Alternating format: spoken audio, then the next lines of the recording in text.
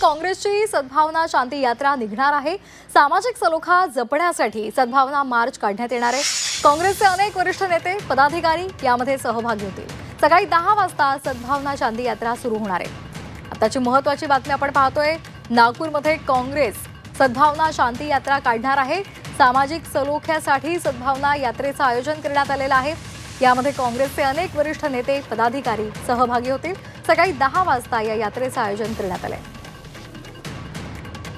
मार्ग आहे शिवाजी महाराज पुतळ्याच्या परिसरामध्ये, त्या ठिकाणी शिवाजी महाराजांना अभिवादन करू।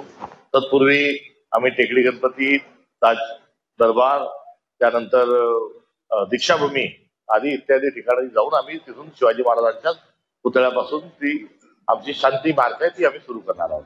आणि आमचा हेतू शांततेचा असल्यामुळे, जसं बीडला घटनेला आम्ही मस्साजोग इथूनच जाऊन संतोष देशमुख यांच्या घरापासूनच सुरुवात केली होती। आमचा हेतू हा राजकारणाच्या पलीकडचा सद्भावनाचा आहे, शांततेचा आहे। त्यामुळे कुठलाही तणाव, कुठलाही विचित्र आणि कुठली कॉन्ट्रावर्सी नाही। त्यामुळे हा संदेशात्मक आहे।